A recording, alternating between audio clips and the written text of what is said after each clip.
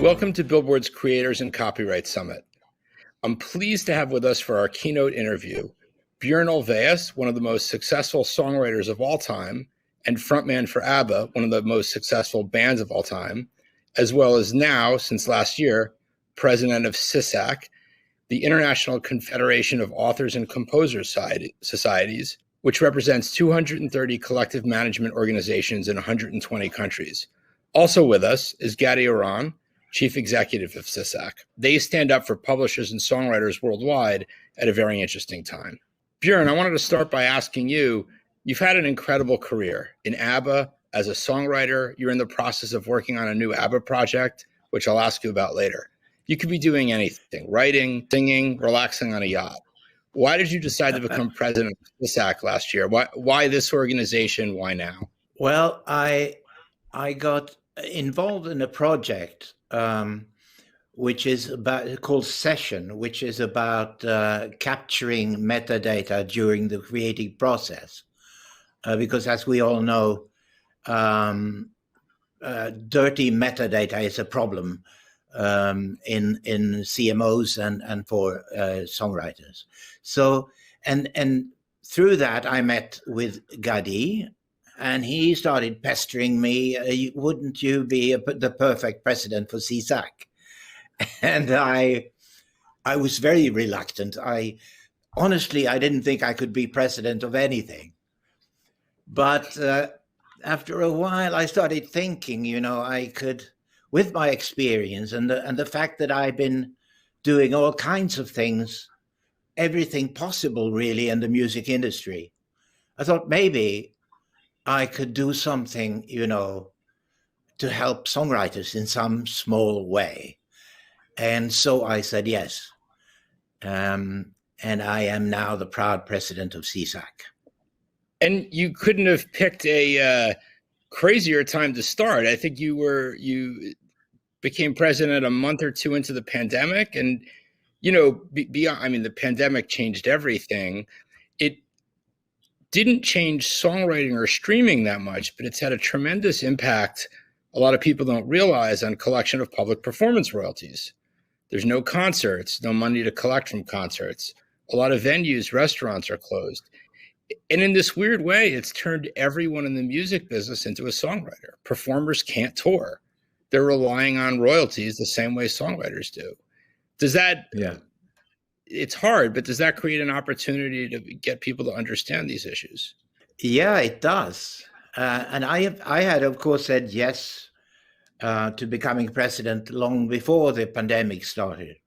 But as you say, I was formally elected 1 or 2 months into the pandemic. And it has put focus on the plight of the songwriter, because suddenly the artists were kind of in the same place that the songwriters have almost always been. Because touring was, about 70% of their revenues. So now suddenly they saw what streaming revenue was not enough to pay the rent. And so it was time, and the song is in focus more than ever. People choose songs when they listen to something on Spotify or some other DSP. They choose the song before they choose artist. The song is more important.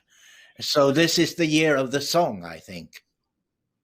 And Gadi, has that changed the way people see these issues in a formal way?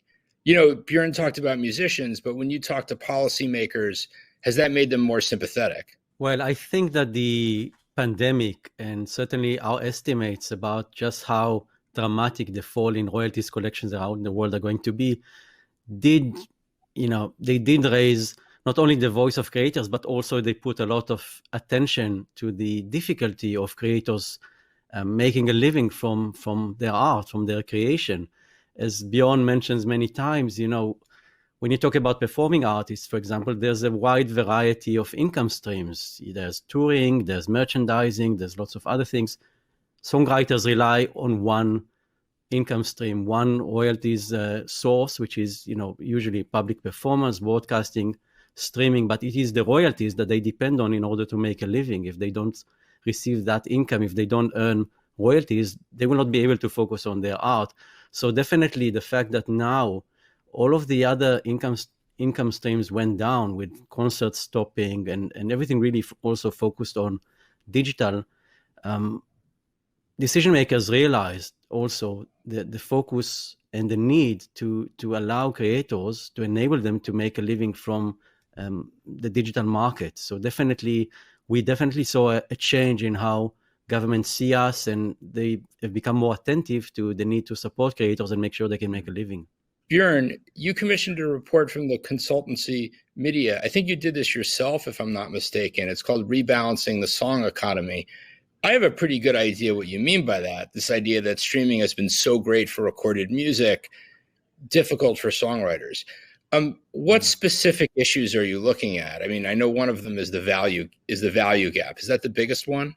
Well, I did it, before I formally became president, because I wanted an overview of the song economy in the digital age. And the focus perhaps has been on several things. User-centric being one of them, lean back, lean forward, streaming, and the value gap, and the tech problems that many small CMOs have, and other things as well. It's an overview of the whole song economy. And Gadi, one of the value gap is this idea, just to explain it, the value gap is this idea that a song or a piece of music can be worth so much to a tech company that's not really paying market value for it. When Spotify licenses music, they pay market value for the recording. They negotiate with the owner of the recording. When it comes to songs, different governments are very involved in setting the price of songs. The US government has carefully regulated the price of songs. But if you're YouTube, you have this safe harbor. You can use music before licensing it as long as you take it down. The EU copyright directive was supposed to address this. Are you expecting it to be successful? Are you optimistic? Well, yes, I am optimistic, although, we haven't reached the finishing line yet. I think that the directive was probably the most important, most significant piece of copyright legislation of the last 25 years. I think the industry has heavily lobbied for it in Europe. And it came after many years in which the focus was more on flexibilities in copyright, on making sure that the digital market develops. And I think that through this very long process, the importance of protecting culture, protecting creators online, and making sure that the remuneration is fair has somehow been lost. And we ended up in a system where, like you said, some services can pay much less than others.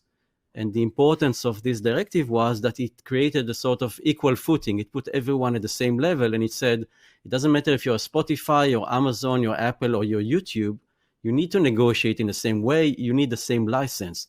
And in that sense, it set an important precedent and an important principle so that our societies can negotiate on behalf of rights holders in the same way with Spotify as they are with YouTube, or the other way around. They can negotiate with YouTube in the same way they negotiate with Spotify and make sure that the money that comes in is the same. So now we are at the stage when it needs to be implemented at domestic level in the EU. That's the last challenge.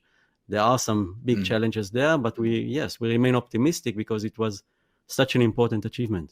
And just so people understand, Article 17 is the particular part of the copyright directive that deals with the value gap.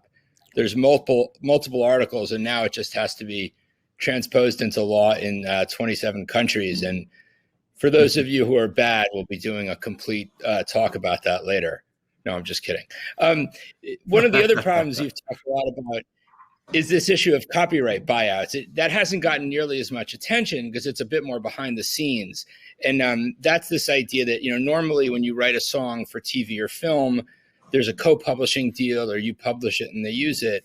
Copyright buyouts is this idea that Netflix and some other streaming services have tried, some successfully, some not, to buy all rights to a composition.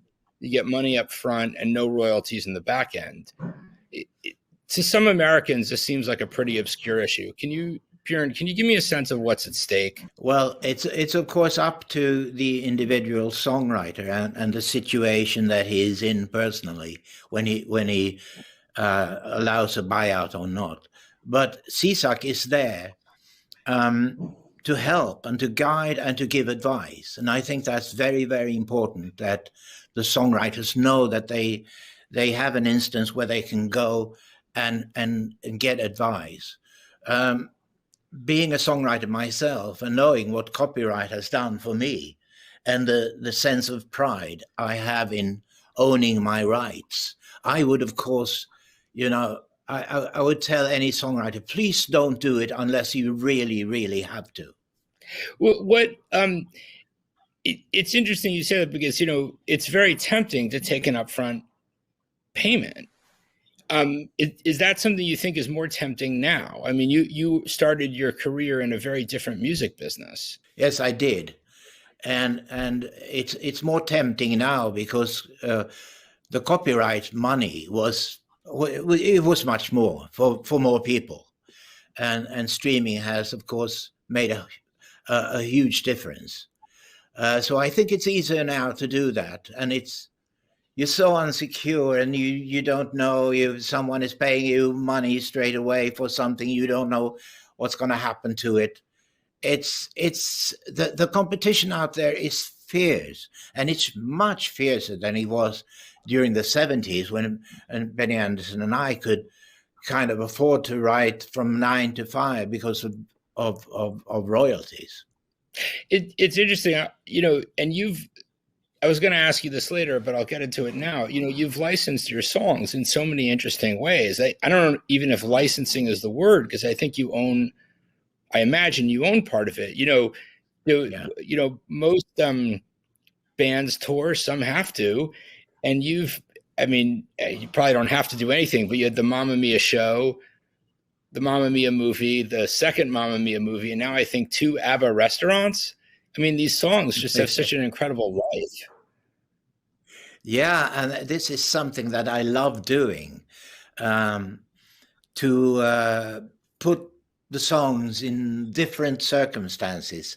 Transcendent storytelling is what they call it. And it's very interesting because without knowing it, I intuitively wrote little stories when I wrote the lyrics. And those stories can be used in various, different circumstances. And I love playing around with that. So it's a joy, and it's good for the catalog, obviously. But it's something that I would recommend to other songwriters who have a catalog of songs. Try to think of something else you can do with it that's about storytelling. How involved do you get creatively in those kind of projects? 100% from the word go. I mean, that's the joy of it, the creative process. We've talked a bit about sort of what's wrong with the song economy, but there are, I think, reasons for optimism too, because at the same time, streaming has arguably been unfair to songwriters. It's also brought more regions of the world into the modern music economy, where music is more often paid than pirated. Gadi, can you talk about that a bit? I mean, we're seeing incredible growth in terms of collections in Latin America and Asia as more people come into streaming. And that is reason for optimism in spite of everything else. Yes, I guess that in this very difficult and challenging context that we have today, that's actually the good story, because even though our estimates are now that because of the pandemic, the collections will go down somewhere between 20 and 35%. We do have some societies that were in this, they very quickly realized how difficult the situation is. And we saw a sort of almost a race to license digital services. And that's the nice story and the good story out of it, which is, even in smaller markets, Vietnam, Thailand, Indonesia, they were so quick to start licensing digital services and improve their capacities that not only they managed to compensate for the decline in other traditional sources of income like public performance and broadcasting, but they they may actually report growth last year. And I'm not even talking about markets like South Korea, for example, who were very quick to license online concert streamings, live concerts of BTS and others, who suddenly became accessible all over the world through ticketing and others, and everything was based on licensing of these live online events. Many of these markets are going to report growth last year. China, another one. Very impressive digital licensing. In the last couple of years, they've improved significantly. Now, the majority of the income collected by our society in China is from digital services. So I guess that's the good story that came out of this very difficult situation. Björn, you said you wrote something interesting that 2021 promises to become the year of the song. How did you mean that? Do you mean that this is the year you want to see sort of problems addressed, or this is the time that people realize the value of what you're doing, or some mix of the two? I think there's a debate going on both sides of the Atlantic about that the song is arguably the most valuable asset that the music industry has, and so the songwriter should be treated accordingly, not being in the periphery but at the center. And I think I see that happening in America as well as Europe, and I think that there will be a rebound, of course, of live, maybe already this summer, but definitely this autumn. And there will be performance royalties again coming in. The other thing I was interested in, you've done a lot of things. You're a songwriter, you're a performer, you're involved in these other projects creatively. You could as easily work with a coalition of recording artists as you could with a coalition of songwriters. I've always gotten the sense that you think of yourself as a songwriter who performs, not a performer who writes songs. Is that true? And why, if I can ask? It's interesting. That's true. Songwriter first and foremost. But Benny and I, we're not, very good singers. Benny is a fantastic musician, but we decided early on that if we are to form this group, we met these girls who happened to be singers, and we were two couples, and it took 2 years until we realized we could be a group, and Benny and I could easily have become songwriters and producers and musicians for the two girls, but we decided to be part of the package, and that was a tremendously important decision, I think. And that's one thing that I've been thinking about, that labels or publishers should try and put together great performers with great songwriters and make them teams, and make and see it in the long term and have them develop as we did, as the Beatles did.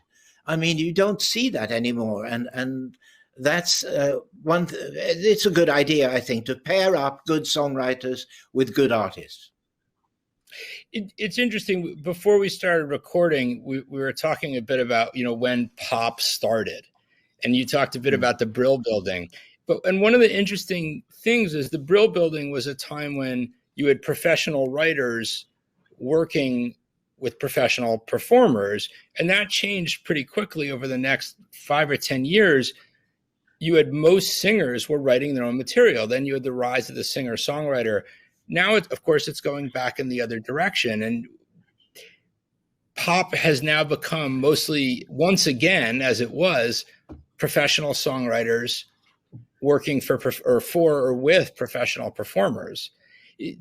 How has that changed things? Well, I suspect there will be a wave coming back with the songwriter being part of the group, as happened with the British invasion by the Beatles. I mean, if there's one group that really makes it in the near future, a lot of them will follow. That's interesting. And Also, the other thing that's interesting, I'm curious how this affects things is, you know, when you were doing a lot of your writing, most people worked with one other person, two other people.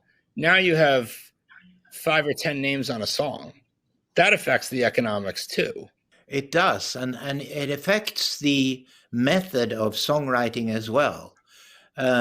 You become a specialist in certain areas. You're a top liner. You make beats. You do something else. Soon you'll have people who are experts on writing bridges of songs, and that's not the kind of songwriting that's interesting. I think personally, I think when you write a song, you write the whole thing. Two people perhaps, but if you're 5, it's dangerously close to becoming a product. I'm not saying that it does, but sometimes the most fabulous songs come out of that. But when you're 10, it tends to become a product. Interesting. Gadi, tell me about, are there other reasons for optimism? We talked a bit about the developing world and how that's changing things. Are there any other trends? Because, you know, there are things that you want to change, but there are also other reasons for optimism, I think. I mean, do you think the DSPs, you know, we've talked a bit about the legal regulations. Do you think the DSPs are getting better in terms of how they treat songwriters? There's been problems and successes. It goes back and forth a bit. Yeah. But, you know, I think that if there was anything that came out of the last year, is that everyone has realized how important it is to have content and quality content, and how much everyone relies, you know, whether it's Netflix or whether it's the music streaming services, everyone relies on the content. There's nothing without the song. There's nothing to stream without the creator.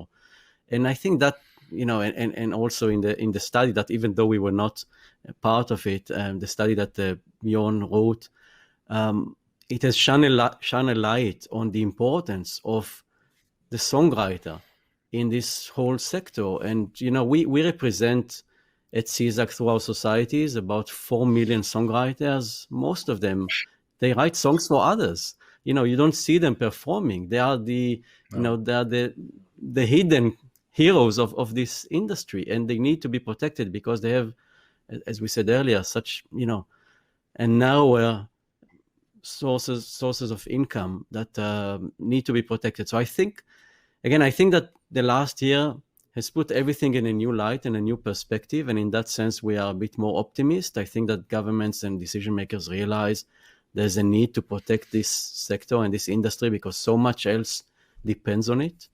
And, you know, we remain hopeful.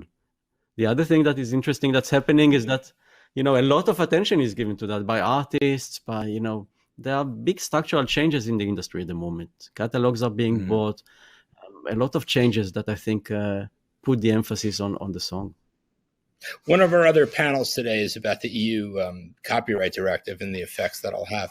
Bjorn, if I can ask you, you know, you've seen some of your peers who were writing at about the time ABBA emerged. You know, you've had these tremendous catalog sales. Has that tempted you at all? I mean, some of the numbers are eye-popping. Yeah, yeah, they are. They are wild. It hasn't tempted us, but you know, I don't know what made Bob Dylan take that decision. It's so much up to the individual and its situation. But I've never been tempted because I'm having too much fun with those songs, and that's worth more than money. I also wanted to ask you, I have to ask you, you've been working on an ABBA project for a few years. I think not quite a reunion, but maybe a bit of a sort of a reunion. Can you talk? I think there were going to be 2 new songs, and now there's 5. And I'm prohibited. I am absolutely prohibited from talking about that project. The only thing I can say, yes, there will be new music this year. What let me ask you another question. I'll end this with giving you an opportunity to share what you've learned.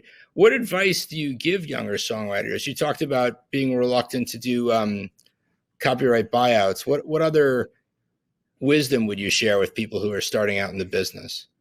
Well, I have to be very crass, I'm afraid. You have to monetize. You have to see where you can earn money so that you can afford to become good as a songwriter. To buy you time to become good at your craft. And young songwriters today have to be entrepreneurs, and they have to monetize anything that they can. I heard this from a young songwriter, and I understand exactly what she means. Because when Benny Andersson and I, before we had won the Eurovision Song Contest and had the hit with Waterloo, we were running around in a rat race, much like they're doing today.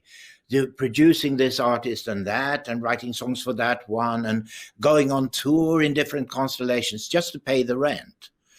And this is what they have to do. And then when you have a bit of a catalog behind you, you can afford just to write songs, which is probably what you most of all would like to do, and not drive Ubers at night.